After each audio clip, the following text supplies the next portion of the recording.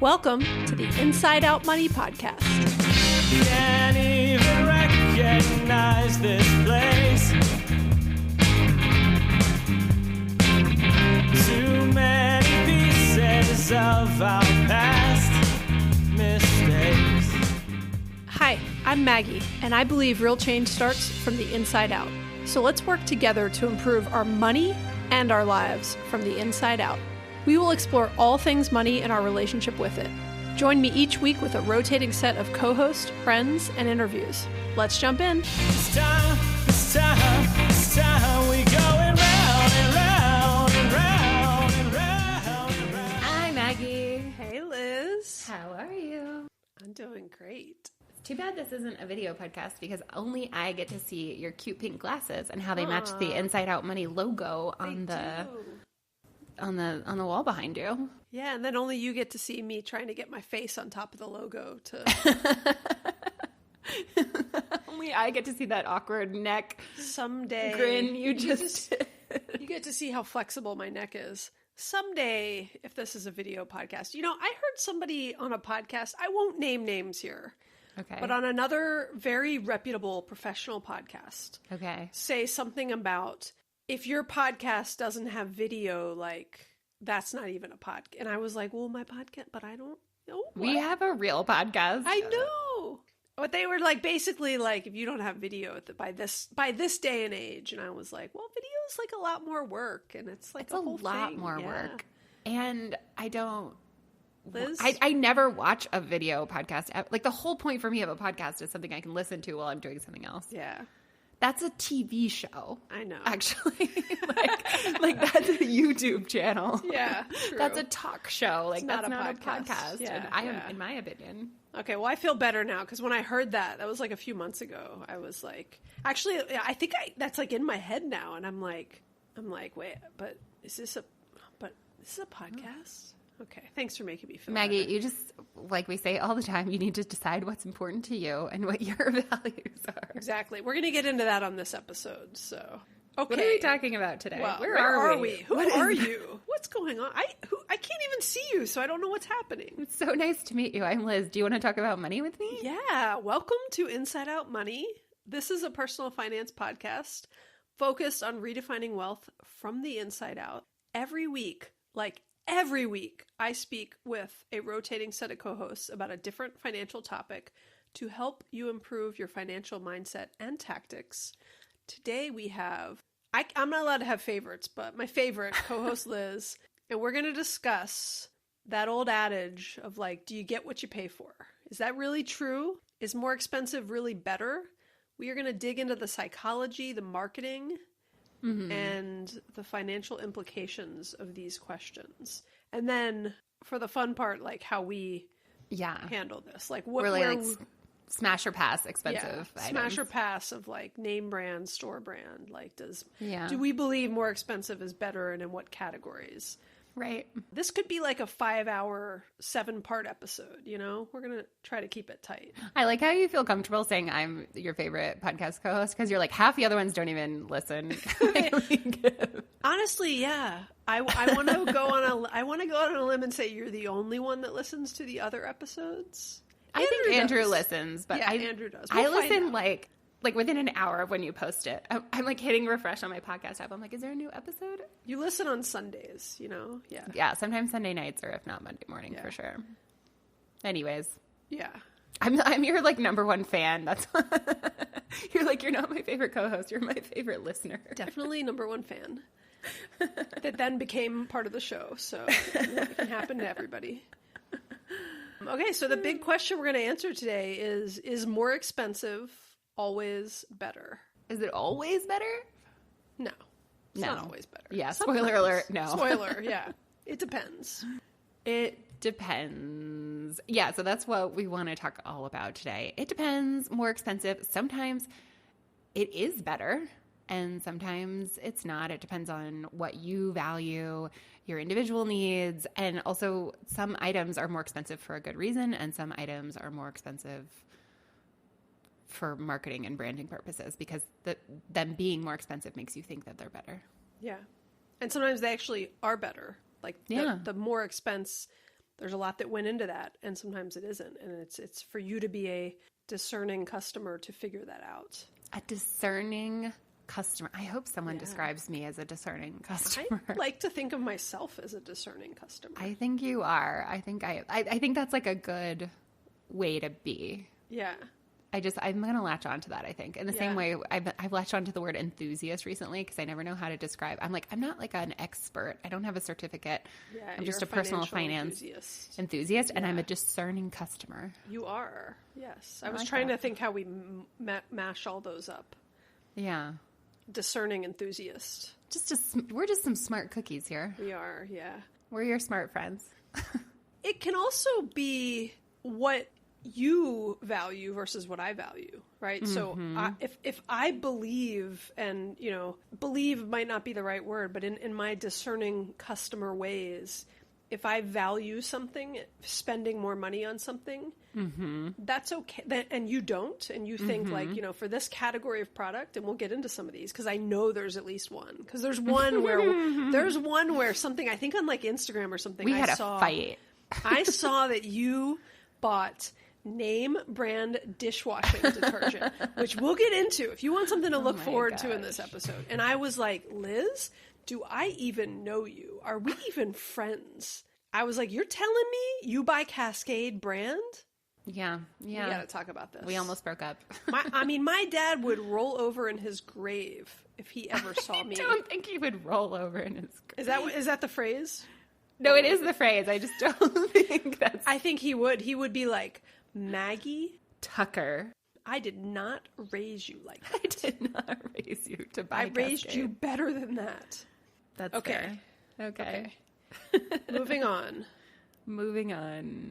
What are we going to talk about? Okay, we are going to talk about the psychology behind pricing and why sometimes we look at the price tag for things as an indicator of what the quality is instead of the other way around. Like looking at the quality to decide if the price is right. And sometimes, and some reasons when and why more expensive might be worth it. Like some things to think about when you're thinking about something that's more expensive and whether it's worth it. And then sometimes and reasons why the more expensive thing is not worth it. And then at the end, we're going to have a battle about Battle of the brands. Examples. Exactly. Yeah, we're going to, our favorite game, Smash or Pass, on the expensive versions of products versus the less expensive versions of products. Yeah. But I'm going to introduce a middle way when we talk about that. Yes. It's not always like, it's not Fully these extremes agree. at the ends. There's a lot of middle paths, and I like the middle path a lot of the times. I can think of, yes, I fully agree. Just, you got to keep listening. Yeah, you find out. Yep. I don't know if there's a middle path on dishwasher detergent, but we'll find out. I think there is. Okay. Let's start with the psychology Agreed. behind all of this, because there's our own psychology and how we think about stuff. And then there are companies and brands, and they are marketing, and they are using research about our psychology and how people think and how humans, interact and desire things to market and position things a certain way to make us want to pay more for things. There are actual pricing strategies that companies do to push you towards higher price items. And I remember when I worked at Home Depot for early in my career, that's where co-host Andrew and I met. Well, I was just going to say, before you go into this, that I think you talk a lot about marketing strategies a lot, and I don't think you give yourself enough credit as an actual expert here. Oh, yeah. Because this is what you did for your job, and you were extremely successful at it. Yes, yes. Now, It's I Maggie. will say, Maggie's she's the one tricking you into buying stuff. I at times struggled with working in marketing, given some of my beliefs. I feel like you got to lean into that. Like, I worked on the other side, and now I quit my corporate job so I can expose the secrets. Yeah, but here's the deal. I didn't work in pricing strategy. Okay. But I did work with those people, so I understand. I worked in marketing to the end consumer from a digital perspective primarily, but there are a lot of tricky things that we did as marketers to, convince people to spend more. And anchoring is one of them, right? So you show a multitude of different price points, and Home Depot as an example has a good, better, best, and they show it to you. When you're in the store and you're looking at paintbrushes, you will see good, better, best. They actually name it that way. And they'll have 3 different price points. And it often pushes people towards a more expensive product. You don't necessarily go for the best, but you'll go for like the middle one. Because you're like, well, I don't want to buy the cheapest one, but I want to buy the expensive one, so I'll buy the middle one. So there's all sorts of strategies. You see the way they package like popcorn at the movie theater, the way they price it. Yeah. And it'll be like, you know, the smallest one is pretty expensive. And then the next one up is like not that much more expensive for a ton more. Right. Because your mind thinks like, oh, well, there's a value for just $1 more. Right. I'm getting like twice as much. Yeah. Even though you're not going to eat it. Yeah. Yeah. Or you will, and it makes your stomach hurt. Yeah. You don't necessarily even want to eat it, but you're like, well, it's only, you know. I know. I worked for a software company, and we only had 2 versions of our product, but we sort of like pretended we had a 3rd version. So on the pricing page, we would have like the basic version, like the plus version, and then we were like, contact us for like enterprise pricing, so that it would look like there was a 3rd version, so that higher version actually looked like the middle version. Kind of attractive. Sense. Yeah, totally. Yeah. And as a customer, right, when we think about the psychology, as a discerning consumer, I should say, when we think about the psychology that's in our own heads, right, we see that higher price and it brings with it this aura of a superior quality, even if that's not necessarily true, which we'll get into some like real examples where it is not objectively true. It is truly just that a brand has done a good job of marketing something as a luxury product and a status symbol, and you think that you are getting a better product when you are not, which is even worse. Like, I'm willing to pay for a better product. Right. It's even worse when you're like paying for something and you're not actually getting anything that's better. Fully agree. Can I tell you, let me tell you a story, and then you can decide if we leave it in or we can cut it out. I already know I want to leave it in, but go ahead and tell the story. Okay. I was trying to help someone I know figure out their health insurance website. And because I always say, you know, you can go on your health insurance website and it'll tell you, you can look up the cost of procedures or doctors, you can like shop around and find what you need, right? And the person asked me, I'm trying to schedule a vasectomy. And I was like, oh, you can look it up on your health insurance website. Here, let me help you. And they were logged in, and I was like, oh, you just search here. And then you scroll down, and it showed the price for different providers.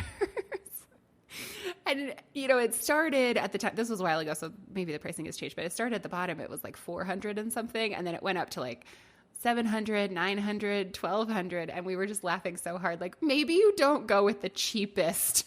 I agree. I don't want to pay for the cheapest vasectomy. Right. I'd like a high-end vasectomy, please. Exactly.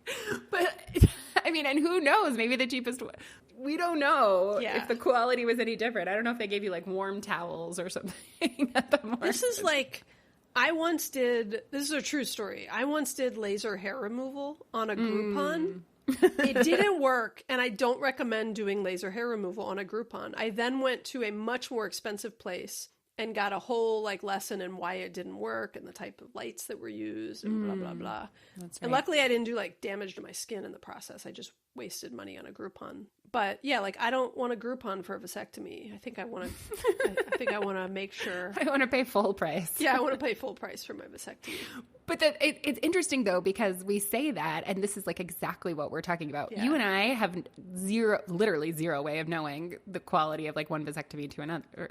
But we rely on the price as an indicator of the quality. Exactly. But we'll get into like using the vasectomy example, which I didn't know was going to be one of our examples, Liz. Thank you.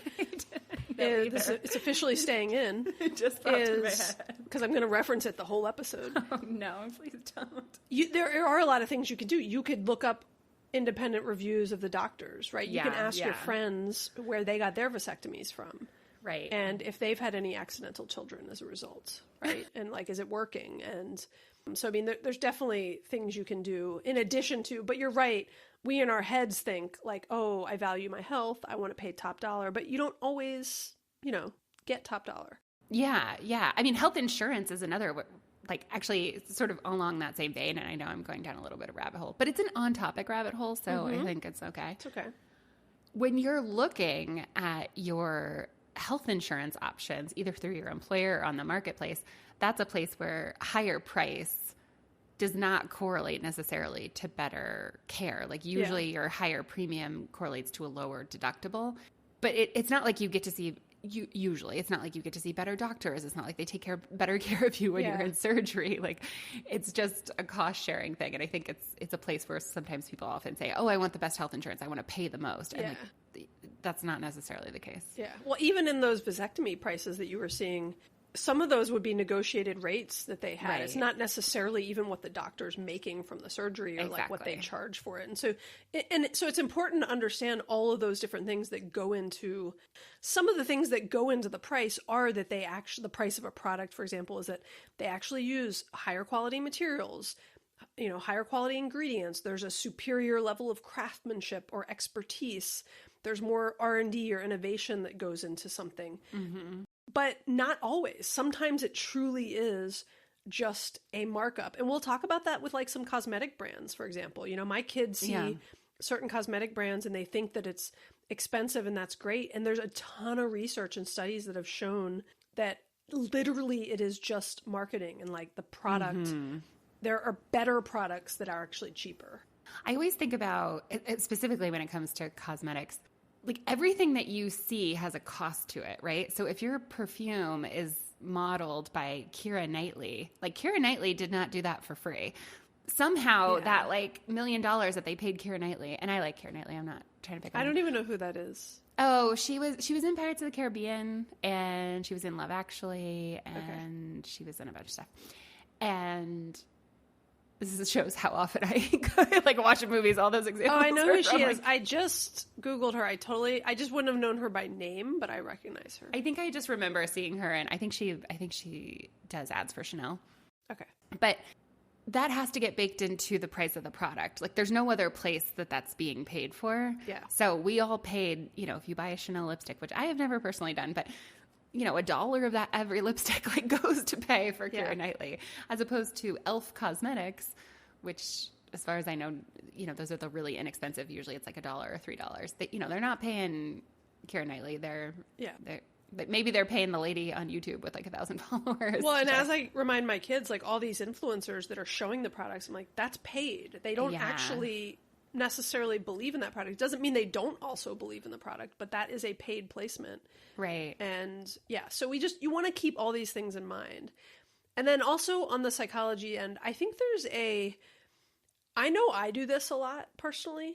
Like, we justify it as, I want to spend more on things. I'm willing to spend more on things because I like deserve it.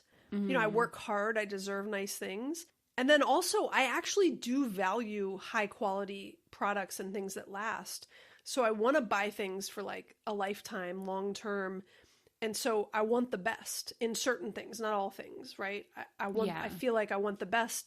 And so I just find myself thinking often like, oh, I deserve it, or I value buying good quality things. And so it feels right to pay more for certain types of things. Mm-hmm.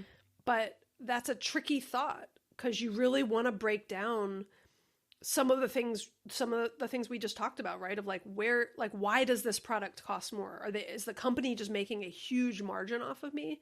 Are they paying for, celebrity influencers? Is there actually higher quality product that goes into it? Right. There's so many reasons that something can cost more or less.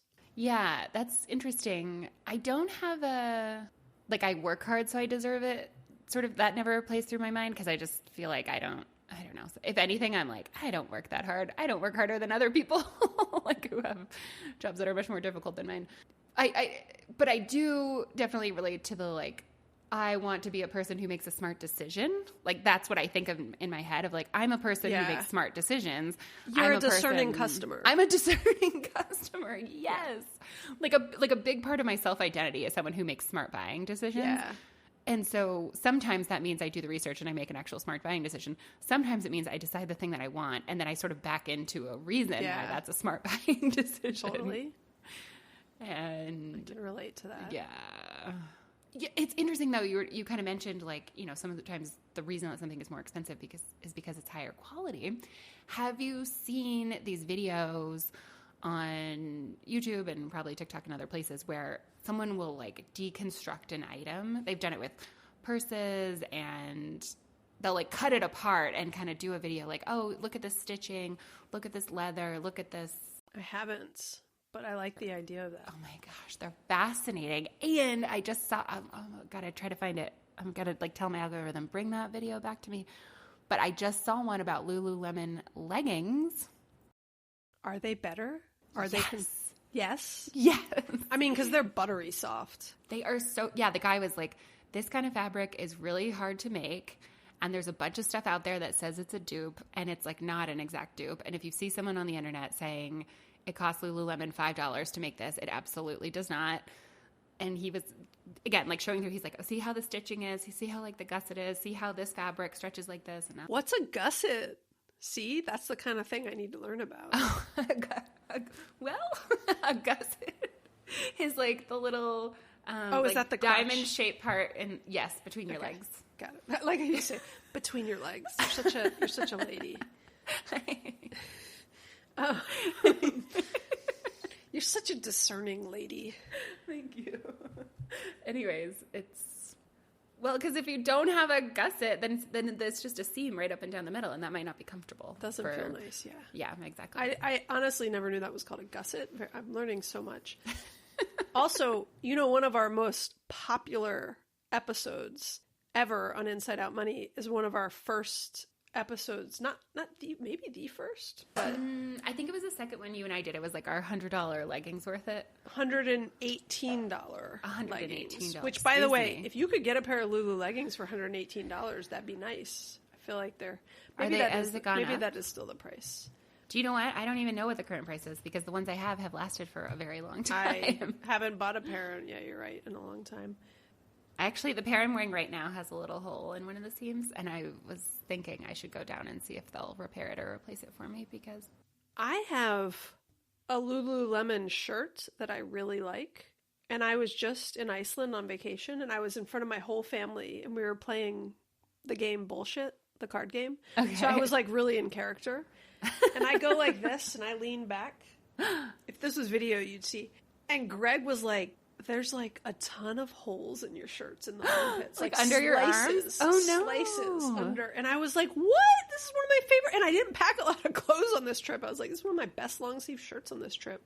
No. Are you serious? And I'm like I've been a little under the weather, but I'm about to like go to Lululemon and be like, what the I wonder, were you wearing a backpack or something? Do you think maybe? No. It didn't happen on the trip because it was the first time I had worn the shirt on the trip. It must have already been that way. Yeah. But I did some research and it said it can happen from just like rubbing of like, which I don't even like work out in this shirt. This is like a lifestyle shirt. It's a pretend workout shirt. Well, it's like, because it's not one of their workout shirts. It's one of their like love shirts that's like cotton and My partner has a hoodie that was like labeled like before and after class or something, and I'm or no, it was I think it was only labeled after class. I'm like, you can only wear that after yoga. Class. Yeah, you can't. Not before. I'm not allowed to work out in it according to the label. Okay, we're getting off track. Okay. Anyways. Okay. I like watching those kinds of videos. I just really appreciate that. I mean, what a time to be alive.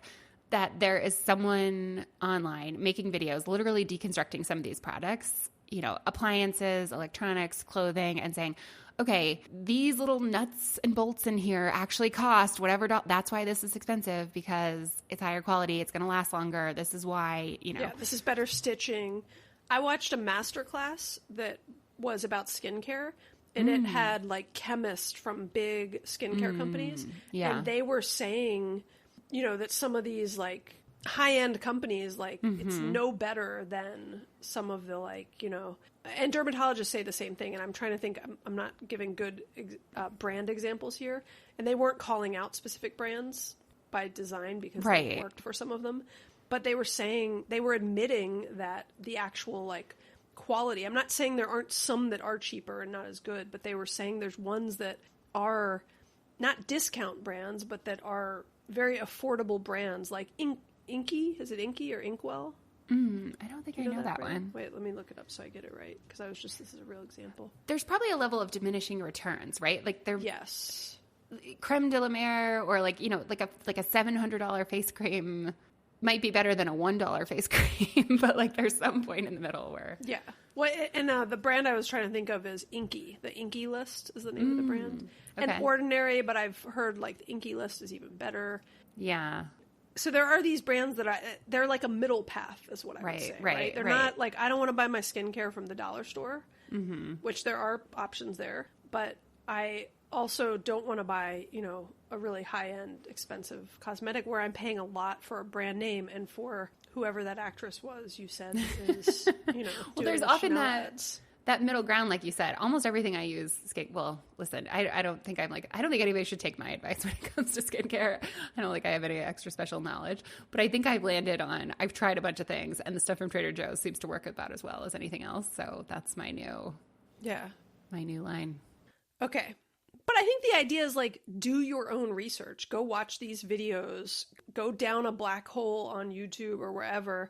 Because it's not a black hole. It's actually a very helpful hole. Go down a research hole and... Is that funny? Actually, a very helpful hole. Very helpful hole. And go and like look into things yourself. Think about what you need and like what is the purpose of that item for you, and does the extra cost and features that come with that cost, like, does it make it better for you, right? Try it out and test it. There's companies that have I bought a number of things recently that have a money back guarantee, and I've returned the items, right?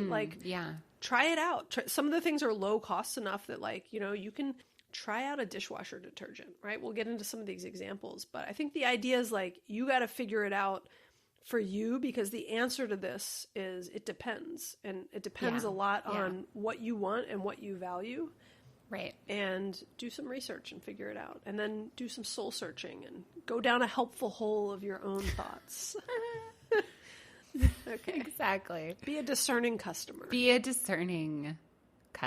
Liz, discerning customers love helpful holes. Is that how we summarize this episode? Yes. I have a very unhelpful hole in my leggings right now. Is the problem. Is it in the gusset? It is near the gusset. Yes. Okay. So it's I only noticed it this morning, and I was like, I wonder how many times I've worn this and like been in a forward fold in a workout class. And someone was like, it's a helpful hole. That lady needs new leggings. That lady has a helpful hole. Is probably what they thought, though. Okay. Let's move on to some real categories, yeah? Yes. Wait, before we do this, Maggie proposed this episode idea, and I was like, I will agree to doing this episode if I can rant about one of my favorite. Oh, yeah. Or least favorite. That's why I didn't say cost per use. But you want to rant. Let's go. I do want to talk about cost per use. Because whenever you talk about the cost of things and like lower cost, lower quality versus higher cost, higher quality, one of the things that comes up is cost per use. And I spend way too much time on the internet, and I read far too much personal finance content. And I see these examples all the time. It's like so many Instagram posts that say, let's talk about the concept of cost per use. And then they give the most ridiculous example, like, well, I could buy a $10 purse from Forever 21 that I use once, and then my cost per use is $10 because I used it one time. Or I could buy $500 purse, and if I use it 500 times, then my cost per use is $1. So the $500 purse is actually the better option than the $10 purse. And I'm like, what if you just use the $10 purse more than once? That's also like an ad for fast fashion, which I know isn't your point, but it just reminds me like, you should also think about the impact on the environment of your choices, but different point. But yes, I get your point. It's never that simple, and it's never like, there are some things, right? Like shoes, I think are a really good example, right? There's like a saying like, oh, I'm too poor to buy cheap stuff. Like I need work boots or something, or shoes, where I can be on my feet that are quality because this is like an investment, blah, blah, blah. But I don't know. I also think sometimes, listen, I don't shop fast fashion anymore. Like I don't buy clothes from Forever 21 or whatever, but like I have a sweater from Forever 21 that I have owned for like 20 years. Yeah. And like, it's a little pilled under the arms, but like, it's fine. Does it have holes in the armpit? No, it doesn't have holes. It didn't disintegrate. I've washed it a million times. Like it still looks great. It's like one of my favorite shirts. And I think there's this, I don't know, this weird myth that when you buy cheap things, you just use it 3 times and then it literally disintegrates. Yeah. And it doesn't. You can actually just, you don't have to buy the $500 purse. What if you bought a $100 purse and used it 500 times? There's always a better middle ground. Or if you don't wear a purse a lot. Sorry, I clearly don't, based on me making that statement, wear a purse. If you don't use a purse a lot, you could wear then a purse, I guess. it might be okay to knowingly buy a cheaper purse because you're like, I'm only going to use this once a year. Yes, exactly. The cost per use is like an interesting thing to think about. I just think the examples are usually really silly. And at the end of the day, you have to like look at your actual budget and the actual money you have available to you. Yeah. Because you can't just be like, well, this $500 purse, I would use 500 times. Okay, but like, can you afford a $500 purse? Like, is that a good idea? Is that getting you closer to your goals? I think it's used to like justify things. Yeah. In a silly way. Well, it's not a perfect rule that works for everything. Right. Yeah. Not sure there is a perfect rule that works for everything anyways. No, but you have to be a discerning customer. You have do. to use your brain. This is like the good news, bad news. You just have to use your brain. Yeah. So speaking of being a discerning customer and using our brain, let's use our brain and talk about some like real categories. Okay. Let's start with something very important. Okay. Where we lay our heads down to rest at night. Heads on beds. Heads on beds. It's a old hotel term, heads in beds. So higher thread count sheets. Like are sheets something? Sheets are something where I will pay more. Not necessarily a name brand. Yeah. But I will pay for like a higher quality item because I want like some soft, luxurious sheets. Well, it's interesting what you wrote in the show notes was higher thread count sheets. And I think I remember reading that higher thread count is kind of a myth. I don't know if that's true or not. I don't know either. But I will say I've had comfortable sheets that quote a high thread count, and I've had comfortable sheets that are like a material that doesn't even quote a thread count. They're just like bamboo or something. Oh my gosh, bamboo sheet. I know you like bamboo sheets. I know. I really love bamboo sheets. I do not sleep on anything else. The sheets I buy are, I think they're like $200 or $250 for a set. That seems expensive to me. That is, but sheets is an example where, actually, I say this, but I think I'm sleeping on some sheets from Target right now. But I have had much more expensive sheets. It varies. It depends, right? It does depend. But I will say I've slept on like very cheap sheets. Yeah. And then it's no good. I agree. It's no good. But Target makes some nice sheets. Target's a good example of the middle way. Yeah. Target actually has these sheets. They're called the Room Essentials brand, and they're modal fabric. And I would say they're like 75 to 80% as good as bamboo sheets, and they're only $30 or $40 a set. Yeah, I think that's what I'm sleeping on right now. Yeah. And they're like a cute print. One time, literally, my partner had been a lovely person and washed the sheets and made the bed. And I was like, those are like the backup sheets. No, I can't sleep on that. We need to remake the bed right now before we go to sleep. We don't even own those anymore. Now our backup sheets are still bamboo sheets. Yeah, you need to make your backup sheets, nice also. Yeah. So that could never happen again. But hey, the point is also things can change over time. So it's not like you need to make a decision in your life that says, I will always buy expensive sheets or I will, it can adjust. Okay. I guess. This is a big category. I've gone backwards and forwards is my point. I've gone and bought some really expensive sheets and then now somehow I'm sleeping on like $40 Target sheets and I'm okay with it. But I'm also on while we're on beds, I'm on an expensive mattress. Actually, I'd say I'm on a middle ground mattress. How much did your mattress cost? A couple thousand? Or no, maybe it was it was from Costco though. It was like it was the highest end Costco. Thousands of dollars on a that's a lot of money. Wait, that's what mattresses cost now. Hold on, I want to go check my receipt. How much does your mattress cost? It was like $800. Okay, wait. And that felt like a splurge. Sorry, maybe I'm off. And my mattress was also from Costco. I just think memory foam mattresses are amazing and they're so inexpensive. I had to, because of my back issues, I had to turn in my memory foam. We bought a Casper or something. That's what we have.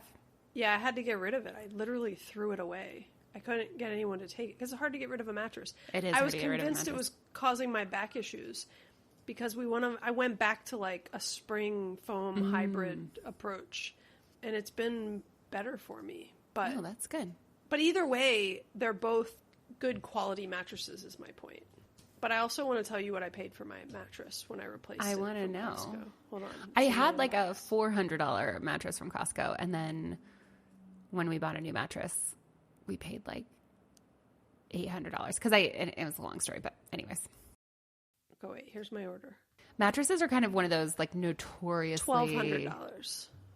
That seems more reasonable to me. You said thousands. Okay. Well, I knew it was over 1,000. I tend to round up in my exaggerate embellishments.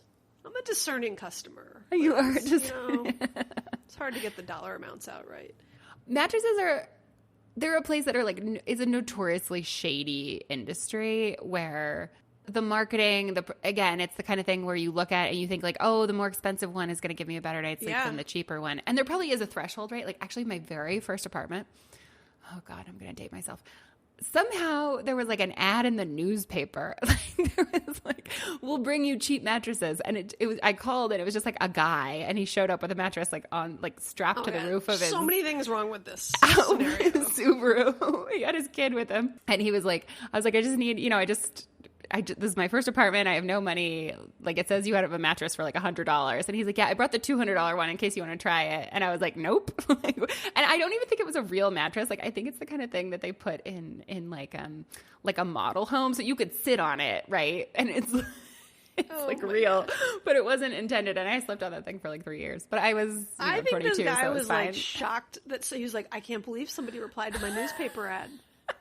No, I think he was running a little mattress business. Like I think it was a legit. He was really nice. And good for him. Nothing about it like felt shady. Yeah. What do you mean nothing about it felt shady? Everything about this. He showed up with a mattress strapped to the top of his Subaru. I do like that he drove a Subaru though. He showed up in like an hour. He's like, I'll be right there. Okay. Anyway. Some listeners are like, what's a newspaper?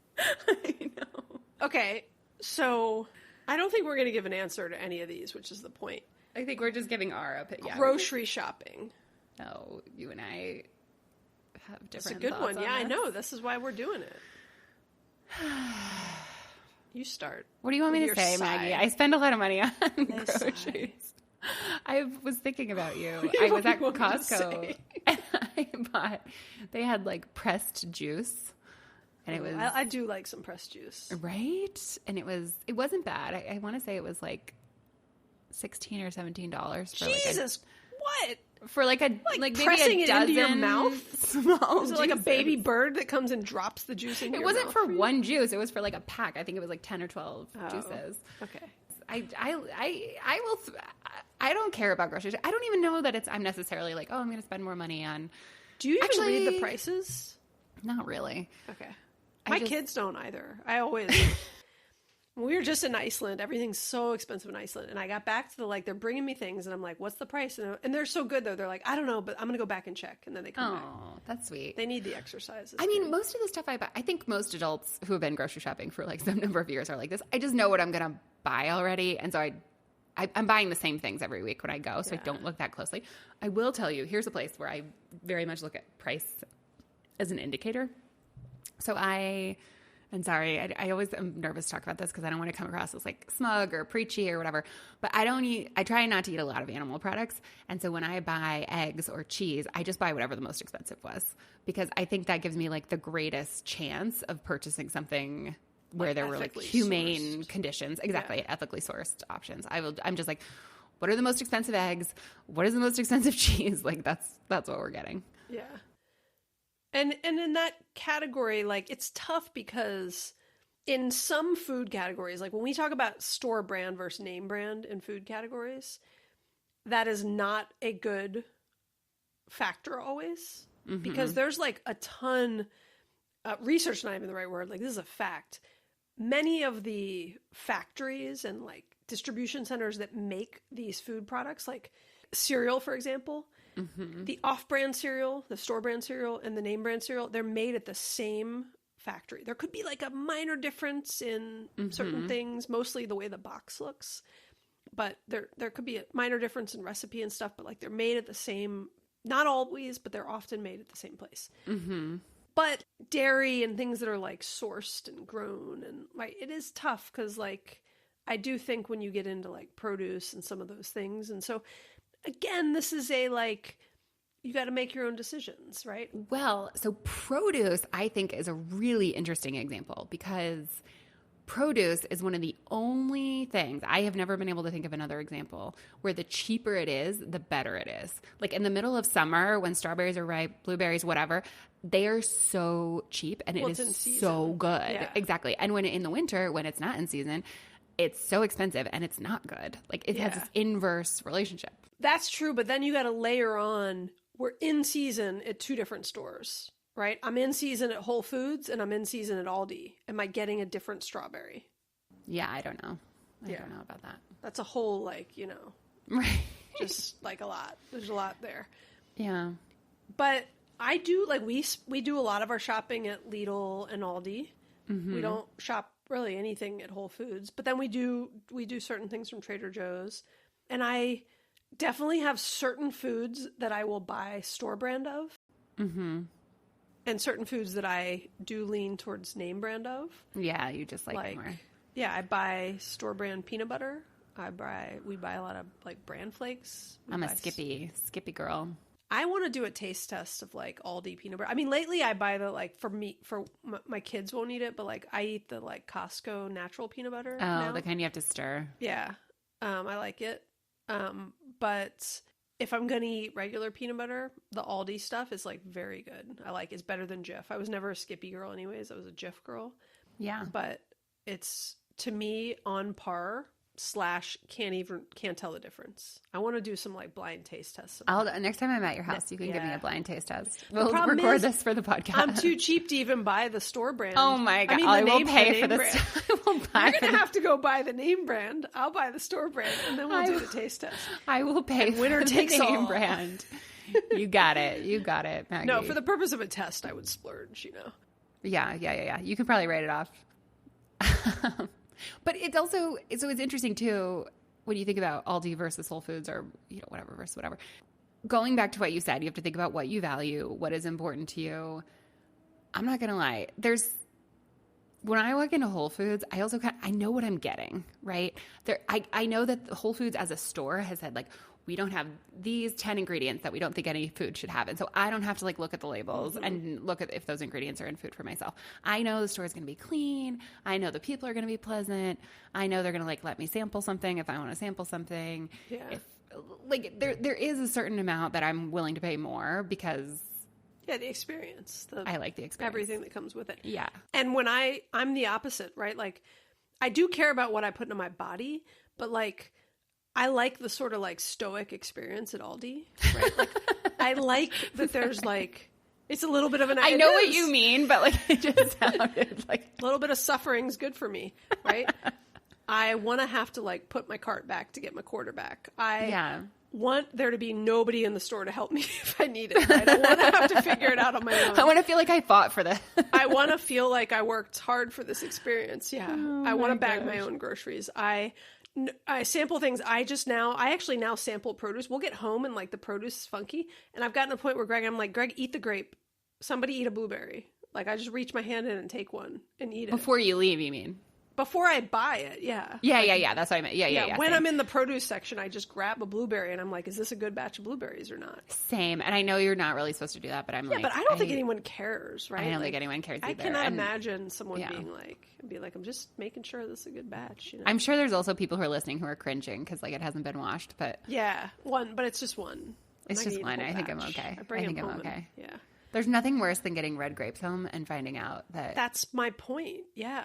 Grapes especially, it could just be a really good. I mean, I wish I could open a whole tangerine and peel it. I don't go that far, but I probably should. Because I hate when you get a whole thing of tangelos or whatever they're called. And grapes are really important to me. I'm with you. I know you have very strong feelings about grapes. As you have very strong feelings about dishwashing detergent. Bring it on. It's not even. I'm just kidding. I think you have strong feelings. No, I have about strong feelings on your dishwashing. behalf. Yeah. Maggie just saw. I don't even know how she saw. Oh, I think I was posting. I did Sometimes just I'll point to you very post- aggressively for the video version that you're getting. Sometimes I'll post on Instagram stories oh, I just went to Costco. Here's everything I bought at Costco. And Maggie was like, what the Is that Cascade? Is that Cascade in your What are grocery you? haul? I don't know. My partner just buys it. And that's just what we buy. I think I remember asking, hang on one second.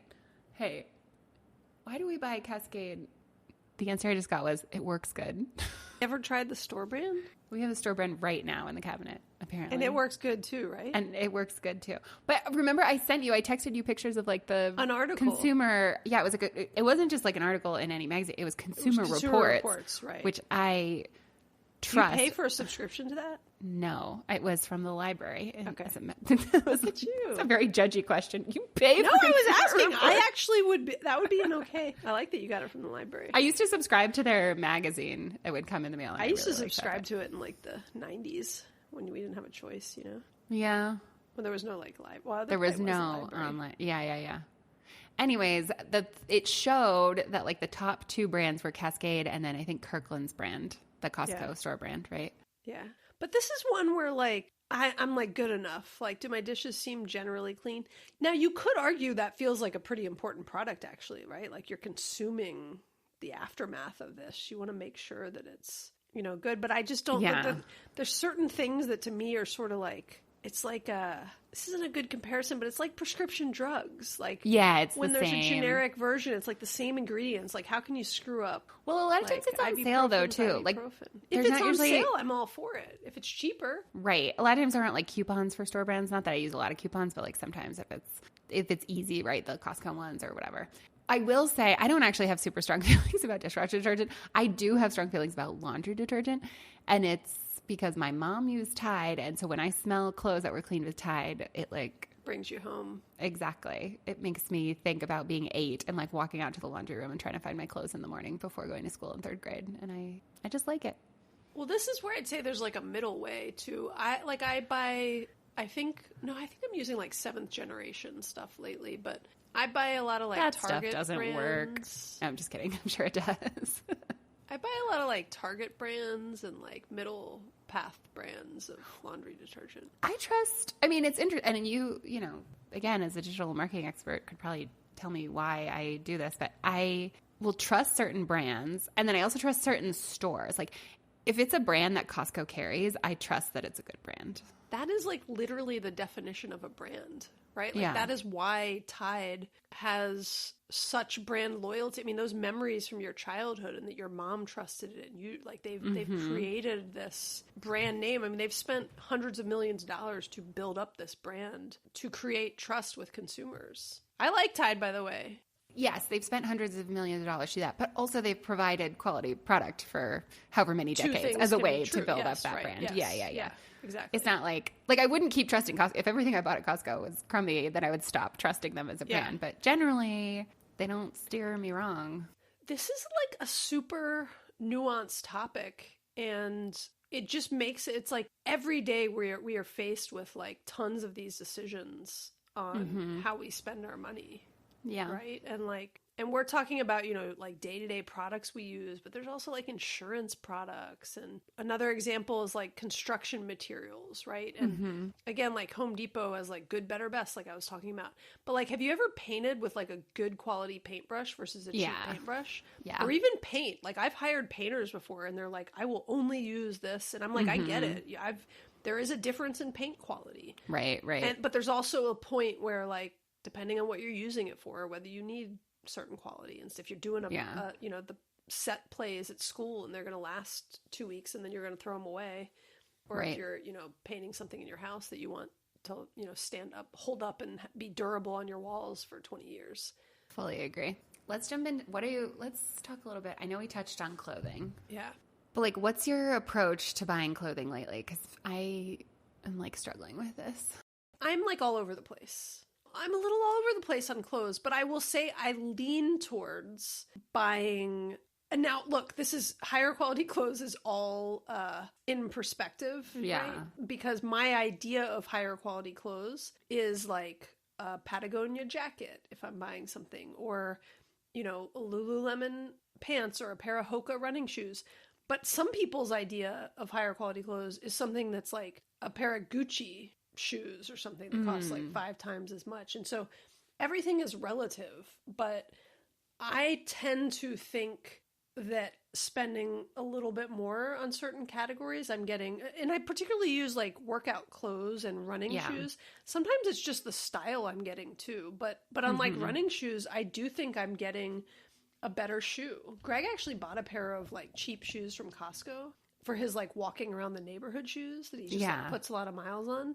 And and he worked for him for a while, and then he was like, no, they're like, they don't like feel my good. feet kind of hurt. They're not as supportive. And like he went back to his Nikes. And shoes are hard too, because I think about feet a lot because I have like a foot injury and I kind of have to wear orthotics and kind of special shoes. And it is like amazing to me sometimes. Some of the shoes that feel the most comfortable to my feet are literally like a pair of completely flat, super thin soled loafers that I bought at Target 5 years ago versus like my Hokas, which were very expensive, sometimes don't even feel as good as those silly little flat shoes. But I think you're totally right in that a good amount of the price of, I think, investing in quality shoes.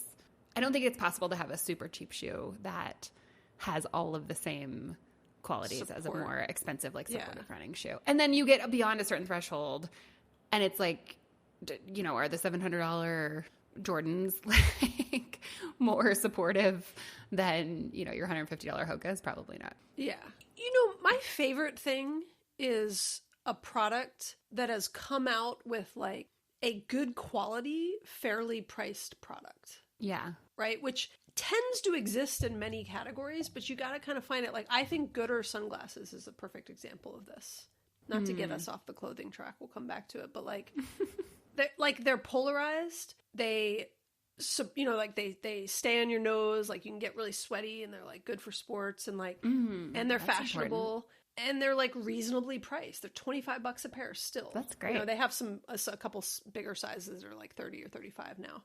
I think all the time about, I was at a happy hour and people were talking about, they were like, oh, I just always use my sunglasses. So I just buy these cheap sunglasses. And they were talking about some brand. They're like, oh, I really love these. And I have a bunch of pairs. And I was like, oh, cool. I don't remember the brand. But I looked them up later and they were $60 for a pair. And I was like, that's your cheap sunglasses that you can lose? That's bonkers. I lose my sunglasses constantly. So I only the cheap $25. I would spend $25. But that would be the most I would spend. Yeah.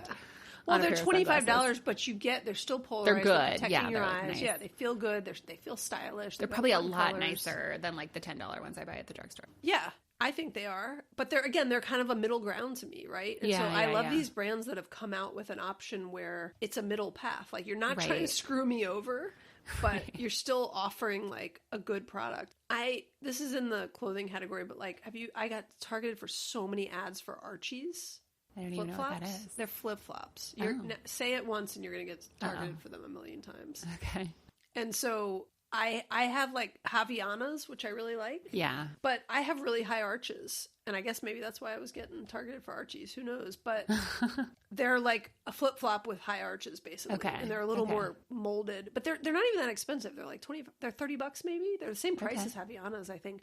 But like they're way better than like an Old Navy pair of flip-flops. Yeah, for $5. That makes sense. And they feel really good. And like that's a good sort of middle path to me, right? They're not a pair of like Tory Burch flip-flop. I don't even know if Tory Burch makes flip-flops. I was trying to think of like a high-end pair of flip-flops. Yeah, she makes those little sandals with like the logo in the middle. I don't have a pair, but like I think those are very pricey. Popular. Yeah, and popular. And they're fancy, and I'm not super fancy. I just want something that's like functional and Yeah. Summer sandals are hard too because I feel like they're going to kind of get worn. There's certain categories of things where I'm like, no matter how much money you spend on this, they're going to wear out. Like strappy summer sandals, luggage. It's just going to get like beat up and thrown around regardless. I don't know. Luggage is one where I'll go like I'll buy an away suitcase. I like it. I have a suitcase I bought from TJ Maxx for like $40 10 years ago, and it's still doing the job. I know, and that's the thing is like, but I can't really put my finger on it, but like. I love my away bags. That's great. And I haven't had an issue, but I think if my understanding is if I did, they would like fix my wheels or like send me a new bag. That makes sense. I hear you on that. I don't know. I think I'm lately like clothing is really hard, and I feel like I'm going a lot secondhand because that feels like I get to know how it held up from a quality perspective from someone who owned it before me. Like if you buy a sweater at a thrift store, you're like, is this thing gonna pill when I wash it? Like I can tell because it's probably been washed before. It's what did you mention though? Like Gucci, were you saying shoes or there's Gucci shoes. Like there's that makes sense. I have a hard time, and I want to say this in a way that like makes it clear that I'm not judging and people should spend their money on whatever they want. Designer bags that are more expensive basically just because they have a logo on them. Like, I'm not a fan of tessellated logos in general. What'd you just say? Tessellate? Like, you know when it's just like a repeating pattern of the logo? Oh, okay. Yeah. Like, that's a lot of people like that. And like, if you like that, obviously, like, go spend money on it. That's great. I don't think it looks good. And I think I just can't, I don't know, a lot of these bags, I'm like, if you just took that exact same bag and it was the exact same quality and the exact same straps and the exact same leather and the exact same capacity and the exact same pockets, and you took the logo off of it, would it still be like $1,000 bag, or would it now be like a $200 bag? Yeah.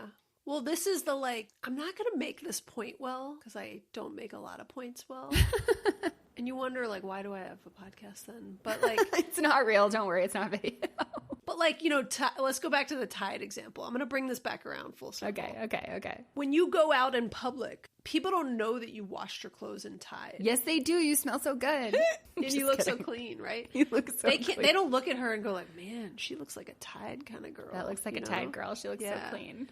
You're right. Nobody can tell what laundry detergent Nobody can tell what facial cream you put on or what you... I mean, it might say that your skin looks nice, your hair looks nice, your clothes look nice or something. Like, they can't see that, but then, like, you wear a purse and they see it. You know, you're advertising. And even Lululemon, they got their little thing and you can see it on people's clothes. Right. And so I just think it's an interesting... there's just so much that we, like, I have to... It is hard. You've said this before, Liz, but, like, it's hard to even understand and admit to ourselves sometimes... Mm-hmm. Why we're making the decisions we make. Like, I'm like, why do I love away luggage so much that I'm willing to spend that? Because you're right. I mean, I've seen people and had, you know, like a $40 piece of luggage from TJ Maxx and it like still going strong for you, right? And like, what's the difference? And then, but I have this like strongly held belief because I've owned this bag and it's worked so well for me. But you have the same belief because you've owned the other thing and it's worked so well for you. Yeah. Well, and again, I want to say this carefully. You've owned it. So like you have your lived experience of like, I've owned this bag and I know that it's worked well. And it's like it's a very highly advertised bag. So you also have other people saying like, oh, I've owned this and it's worked really well for me. And you have the ads saying like, this is a really quality product. Like this is why it's good quality. And I'm not saying that you just bought it because of the ads, but I'm saying all of those things together give you this idea and this experience. And it's actually, so the episode that was just, you and I did an episode recently about like, you know, money, the inside out way or something. And one of the things we talked about is like, would you make this purchase if no one was going to know? And like Tide detergent is, you know, nobody's going to know if you bought Tide detergent, if you bought non-Tide detergent. A purse is probably like the other end of that spectrum. Like you literally just wear it around and other people see it. And I hate to, I almost hesitate to say this because I don't be mad at me. Like, don't hate me. Say it. But when I see someone wearing a bag that I'm like, that bag costs 10 times more because of the logo that's on it. It's like, I think it has the opposite effect that you're probably intending. Like, you're probably carrying a bag and it's like, oh, this looks nice with this outfit. It's got, you know, it's got this logo on it so you can tell it's high quality. Like, I'm a person who has nice things and likes quality things. And in my head, I'm like, you're a person who like way overpaid for that bag. Yeah. But they're not trying, if they care about that, you're not their target market. Right? I guess you're right. Like, yeah. But I know what you mean. And it's tough because I think the same thought as you in that example.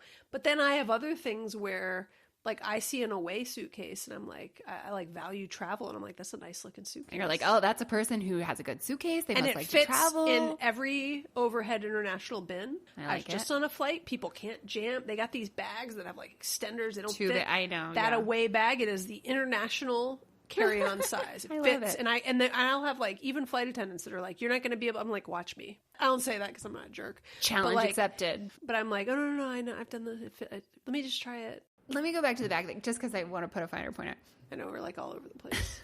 Me mostly. No worries. It's all good. It's one thing, like purses are like super personal and I don't want to get caught. I also don't want to accidentally fall in the trap of like women be shopping and like women spend money on stupid stuff. And like, that's not like what I'm trying to get at. But there is a level of, okay, I saw someone at the airport the other day who owned like an entire set, like suitcases, duffel bags, tote bags, whatever, of all that like Louis Vuitton, again, tessellated logo, like the brown with the, you know, logos all over it. And I was like, I'm sorry, I'm judging you.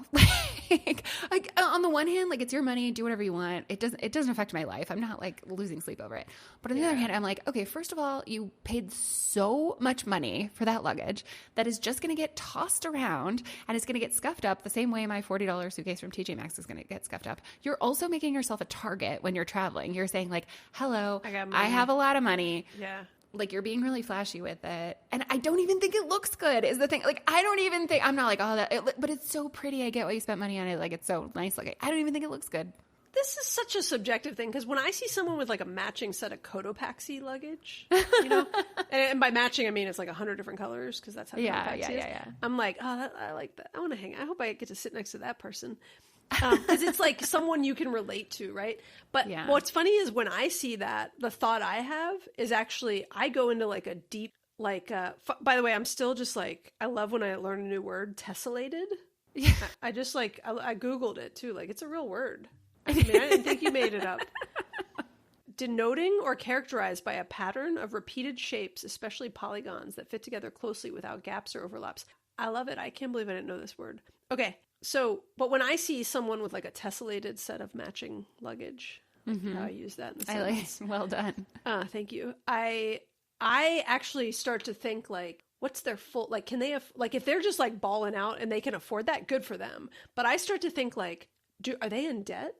Do they have like, if I see them with kids, I'm like, have they saved for their kids' college first? Or did they buy this tessellated luggage first? You know, and like, so I more think of like where they're at financially and if they made a good, what I would consider a responsible decision in purchasing that luggage, which is super judgmental and none of my business. But like, this is what I think about. No, my brain goes to the same place. I will say, I think it's kind of common. Again, I want to say this carefully. I think sometimes in the personal finance space, we like to use that as an example. Like, well, did you take care of all your other financial goals? I tend to assume that people who are, you know, strolling through the airport with like thousands of dollars worth of luggage have probably like are very wealthy. And this was a very small purchase for them, right? Like to them, you know, in their budget, buying a $1,000 suitcases, and I don't even know how much these things cost, but I assume I think like a Louis Vuitton tote bag is like $1,000. And so I assume the suitcase is like significantly more. I assume that they have their money together and they're Louis Vuitton carry-on size bag, $3,400. The duffel is about $1,000. Oh my gosh. What about a big suitcase? I don't know. I just did carry-on size, but hold $3,400 for a carry-on suitcase. Yeah, let me double. Yeah, $3,900 on one site. You get a used one on Poshmark for $1,300. Okay, a big rolling trunk, $9,250. That's for like a big size, biggie. I assume that person though, this is the story I tell myself in my head about that person. I assume that they're like, oh, I really like a Louis Vuitton purse. Like I have one. This is the thing I've decided. I've made like a very reasonable decision. I think the way this looks, the way it feels, the quality, the price, this is like fine for me. And maybe they're like, oh, well, I like to shop at Louis Vuitton. So as long as I need luggage, I guess I'll just go there. In the same way, sometimes I go to Nordstrom to shop and I'm like, oh, I need a dress or shoes. And then I might just go look at the earrings. And like, yeah, their little stud earrings might be like $20 or $30 or $40. And I could go to Claire's and get the similar thing for like $8, but I'm already here. I already like the store. That's kind of how I assume these people shop for luggage. And I just still think it's like ridiculous. Yeah. I mean, on a way, just to compare it to $275. I think pre-inflation mine was like $200 like 10 years ago. Yeah. But, and it's like, I'll never buy another piece of luggage again. There you go. I know. I'm almost we've had these suitcases for so long. And I'm kind of like waiting for them to like just break. I think the brand is Linus. That sounds right. And I almost like want it to break so I can buy a new one just because I think it would be fun to buy a new suitcase. But darn my smart decision. No. Anyways. Okay. So we've talked about like cosmetics and stuff, but let's just like hit some quick ones. I'm just curious. Yeah. Like hand soap. I'm just going to go to like toiletries to cosmetics. This is the most ridiculous sentence I've ever said. For me, hand soap is the same. I think about it the same way I think about that Louis Vuitton luggage. Okay. I'm just going to buy hand soap wherever I'm buying. You buy it at Whole Foods? Other groceries. Like if I'm at Whole Foods, I buy it at Whole Foods. If I'm at Trader Joe's, I buy it at Trader Joe's. Okay. It's literally going down the drain, but okay. Yeah. I just buy, I mean, I will say I sometimes like the look of like a nice hand soap bottle, but I refill that thing with some just like Aldi brands or like That's sometimes smart if to I'm refill at it. Sam's and there's like, but I refill it all the time, like because I like the look of like a Method bottle from Target. Or Yeah. So you fake it. You like slap a Louis even Vuitton worse, yeah. label I on know. your away What does that say suitcase. about me? I do like a pretty aesthetic, so I'm down for like a nice looking bottle, you know? But Yeah, like, yeah. hey, when you were like younger, I definitely was a time and I'm like, why would I do this? When I would like have a vodka bottle, like a nicer vodka bottle, and I would like refill it with Bartons. I did not. On my like, I mean, it's like a memory I have from like I mean, I That's must have been hilarious. like in my early 20s and we were like, you know, stocking the bar or something. And you would put cheap vodka in a nice vodka bottle to like impress your friends? I guess. I don't know if I would use. I think that today Maggie would go back and tell past Maggie that she should be proud of her frugal. What did you say? know. I don't even recognize that brand. Bartons. It's like a Okay. really cheap vodka brand. Also, that's not cool to do to your friends because like I never used to drink a lot of like liquor, but like my understanding is that cheaper liquor like does not make you feel good. So to like, you know, Yeah. that's almost like not cool. Yeah, that it's not cool. I mean, I think it was more, I don't know, but I just have a memory of that. I know how you feel about face soap. You think CeraVe is a scam. No, I don't think CeraVe is a scam, do I? I think the store brand Is exactly the same. is exactly the same. Yeah.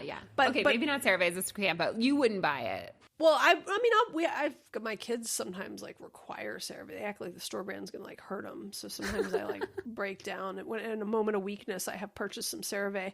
But like Target makes a like knockoff of the CeraVe. Yeah. But I'm a big fan of like the category of CeraVe versus like a higher end Got it. facial product. If that makes sense. Right.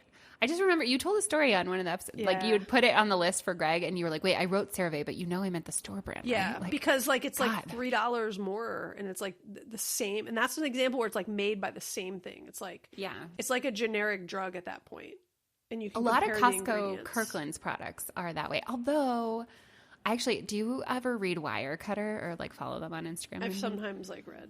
They are a very robust. They're kind of similar to Consumer Reports. They do unbiased, unpaid reviews. And they did this great video the other day about this pair of Kirkland's like technical men's pants. And they were comparing it to the ABC pants from Lululemon. And they You know what ABC stands for? I do. You say it. I'll say it. Anti-ball crushing. Anti-ball I learned that a long time ago. Because do you know why those pants are anti-ball crushing? Yeah. Because they have a Because gusset. of the gusset. Man, this all comes. We are such discerning customers. It all comes full circle. It's all, But they literally broke it down. They were like, yeah, it's like 80% the same or like 50% the same, but this button, you know, it's scratching already, or like this part is stretchy on the expensive ones and it's not on the other ones. And it was really interesting. So I do think there's a lot of times the store brand, it's really hard for us to know if the store brand is the exact same as the name brand. My eye doctor, for example, told me, she was like, don't buy the store brand eye drops, like lubricant eye drops. It's different. She was like, the pH is different. Like it is different. Like, do not buy that. Buy the name brand. And I was like, okay, I will listen to you.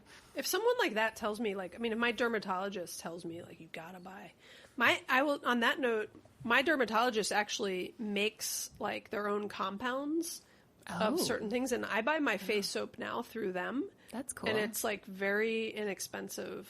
I like it. It's like a massive bottle for like $18, and it literally lasts me more than a year. I love it. And yeah, you know, speaks for itself here. Look at that beautiful complexion. Anyways. Yeah. But I mean, cosmetics are one where it's tough because like I shouldn't say it's tough. I think it's actually not tough. There's, I think, a middle ground of like Greg did a bunch of research on some like retinol eye creams, and he ended up with like the Inky List, and it was like an under $20. Let me look at it. Retinol eye cream is $15 at Sephora. And he even asked the Sephora person. He was like, "How do you feel about this versus the ordinary versus?" And I get they're like salespeople, and you know you get someone who may be more knowledgeable than others and have their own biases and stuff. But they were like, "Oh, we really like the Inky brand," and that's good. and the brand is called the Inky List, which is a funny makes brand sense. name, but. Yeah. But it's you could buy, there are retinol eye creams that will get marketed to you that are $100 plus. Yeah. And he had read, and I don't know if it was Wirecutter or what, but he had done a decent amount of research and felt really good that this was like, you know, again, you could buy a retinol eye cream at the dollar store for $2, and it's probably be a much smaller amount also, and not as good a quality. Or you could buy a, $200 cream, or you could buy the middle ground, which is, there's a $15 cream that's got really good ratings. And I always think too, when it comes to some things, cosmetics, right, facial products, if something is like that good, you'll hear about it. Do you know what I mean? Like, well, actually, so the sunscreen that I use I usually use Elta MD sunscreen. Now I also use the Trader Joe's because it's like 80% as good and it's a quarter of the cost. But what I did is I went to dermstore.com and I went to their sunscreens and I just sorted by like bestsellers. And I love how Amazon too, I'm trying not to shop at Amazon, but sometimes I'll sort of do my research there. They'll show how many times something has been repeat purchased. And I just trust other humans. Like if there was some miracle retinol anti-aging cream that like actually made you look 10 years younger, that like actually, made a dramatic difference, they will not have to advertise at all. None of us will be able to stop talking about it. well, that's a good point, but you will see an ad that claims to be that. Right. You'll get targeted. As soon as we're talking about retinol eye creams, I'm going to get targeted with some retinol eye cream ads, and they're going to claim they're that. But to your point, if that's really the case, you'll hear everybody talking about it. Right. Yeah. And you'll be able to sort, whatever. And so that's like that. My sunscreen that I love, someone I follow on Instagram who's also an esthetician, right? And then I told you about it, and I gifted my boss a bottle of it, and I like give it to people. I'm like, it's so good, and then they're like, oh, I liked it so much, I told my sister to use it, and that's how, if things are really that good, someone will tell you about it. Well, yeah, and I think word of mouth is a great thing, and I remember someone who was giving me advice on a sauna ran a professional wellness clinic and purchased commercial grade saunas, and so I heard that through a friend of a friend, and so I felt like it was like very good unbiased advice. It wasn't a sauna salesperson that was trying to make a sale. And so I think there's back to the like, it depends, do your research. And I think the answer is like, no, more expensive is not always better. It often is not better, but there are times when it is incredibly subjective.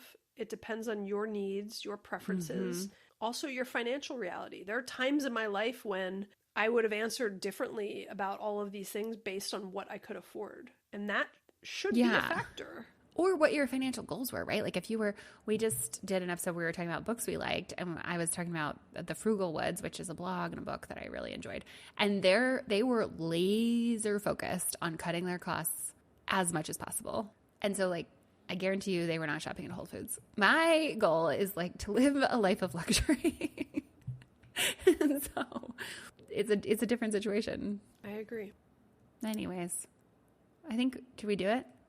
I think we did it. We could talk about, so this is like an endless, we could have like literally, I was joking in the beginning, right? This could be a 7-part episode where we go through every single, let's do it. Category of furniture and pillows and houses and just everything in our lives. Yeah. Here's a great example. Yeah. I paid a boatload of money for a big house, and I lived there very happily for 4 years until I decided that I was totally over it. And I moved into a much smaller home, and it was way less expensive, and it's way better. I'm like way happier. I live in a way more walkable neighborhood. And yeah, more expensive. Actually, when I look at very expensive homes, like really big, just big, fancy, pretty houses, it gives me anxiety because I just think that is so much work. There's a house across the street from me for sale right now for $2 million. Whoa. And it's like 7 or 8 bedrooms, 9 bathrooms. That's 9 toilets that can break. I know. And then you got to clean. I know. I went through it during an estate sale, and it was like overwhelming to me. I was like, it's across the street from your house? Yeah, it was like catty corner. Oh, yeah. Got it. So it's one over across and one over. Oh, got it. And it has a big bush in the front that's in the shape of a heart too. That'd be a lot to maintain. I want someone else I want someone else in my neighborhood to have a shape. A bush-shaped heart. I mean, a heart-shaped bush. Sorry.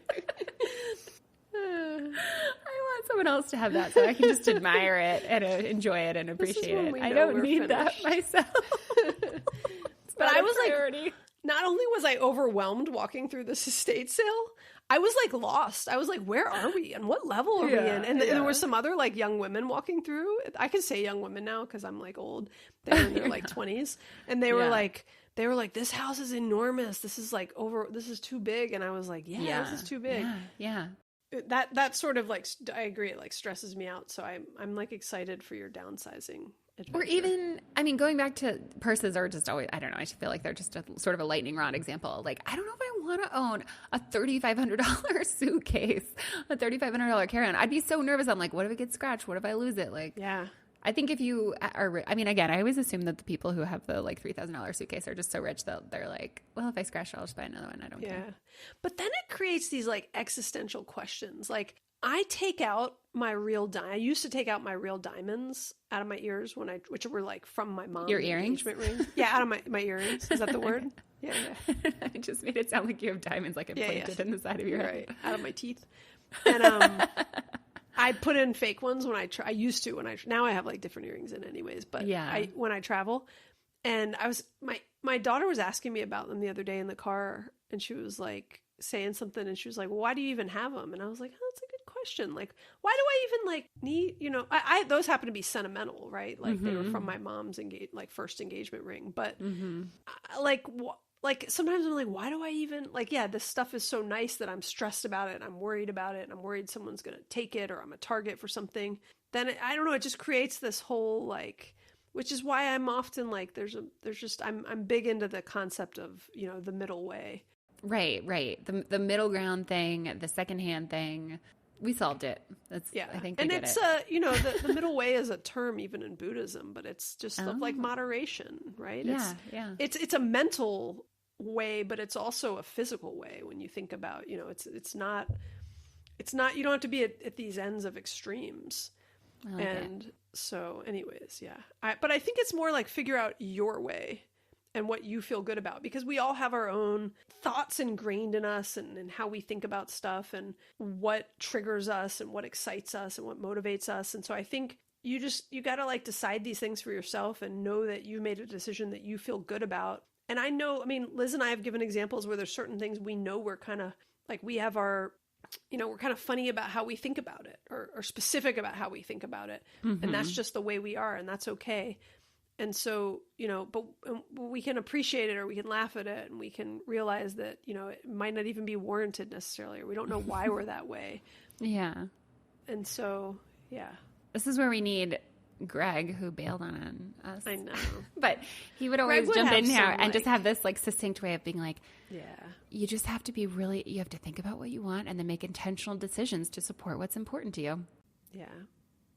Well, Greg would give like a good Buddhist explanation of the middle way, because it's this path of moderation and like avoiding the extremes and avoiding things that are like self-indulgent. So anyways, we'll end on that. Right. You are empowered. You are a discerning consumer, as we have established at the very beginning of this episode. Mm-hmm. And so you are now informed and enlightened, and you're thinking more about this stuff. You're thinking from the inside out. Inside out. And you choose where you want to spend and where you want to save. And you are in charge of making sure that aligns with your own life values and financial goals. I think that's where we end. That's what Greg would say if he was here, Liz. Oh, Greg. By the way, if this is your very first episode you've ever listened to, Greg is Maggie's husband. Oh, yeah. And he's still alive. We're talking about him like he's not here or something. Yeah. But he decided he didn't want to be on the podcast as much. He dipped out of being a regular co-host. We like to make fun of him. Yeah. And he doesn't listen to the episodes, so we can talk about him and say whatever we want. Greg, I love you. Greg, I love you. I love you more. I love you differently. That's a good way of saying it. I love you differently. I do still have a lot of love for you. Okay. Well, thank you guys for listening. Yeah. If you're still here, good for you. You're a discerning customer. You are a discerning podcast listener. You're a smart cookie. Next time you see us post on Instagram, or make sure you send us like a DM or leave a comment that says like, I'm a discerning customer. Yeah. Yeah. What a time to be alive. What a time to be a discerning customer. What a time to be a discerning customer. Yeah. And it's actually good. This is a good one to tag us on social media if you listen to this and tell us what kind of dish soap you think. Use. Yeah. Are you a Cascade? Are you like an off-brand? What do you feel strongly about on like your store brand versus name brand, on where you're willing to pay more versus not? I didn't even get to go on my Patagonia rant. What's your Patagonia rant? Well, just how much I love it as a brand. I've talked about it on other episodes. That's not a rant. That's like sorry, rant. Can a rant be positive? I guess you're probably Does right. a rant You're probably imply right. it's negative? I think I had that in my head, but now that I think about it for more than 1 second, I think you could be, because if nothing else, you're ranting about how other things are not as good as Patagonia, maybe. I'm just excited. I like Patagonia is good. It's a good brand. Well, thank you for listening. Do you know what's not better the more expensive it is? Podcast. This one's free and it's so good. Yeah. I didn't know if you were going to say, like, it's so good, you should leave us a review. Or you should leave, if you think it's good, you should, like, share it with a friend or family member. This is actually a fun one to share with a friend and then be like, let's talk about what we like to spend money on. And, like, it's just like, helpful to have more discussions about money. And, like, even some of these discussions, it makes me question, like, why I spend more money and less money on certain things. And, like, is that right? It just makes me, like, think...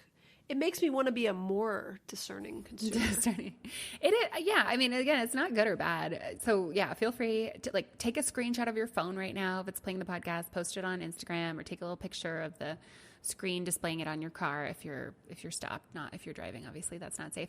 And post it and be like, I agree with Maggie, or I agree with Liz, or both of you are wrong about purses, or both of you are right about, I don't know. Yeah. Patagonia being great. Yeah. Or that you learned a new word like gusset or tessellate. Okay. If you have any thoughts or questions, we really do want to hear from you. And you should come on. It's been quiet lately, guys. So I want to hear something. Leave us a voicemail, or you can text us at 404-981-3370, or you can hit us up on Instagram at Inside Out Money or at Liz Gets Loaded. Mm-hmm. Yeah. Come hang out with me on Instagram.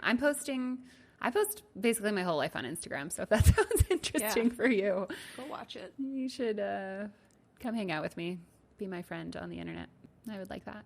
All right, I think we did it. Thank you. It's so nice to see you. I feel like I haven't. Yeah, I know. I just sat down and talked to you in a long time. I know. I've been on vacation. It's just nice for me. Like on my podcast vacation and back to work. I am back to work. It is good. Yeah. Nice to see you. Inside Out? Yeah. Okay, sorry. We'll just end it. Inside Out. Bye. Bye.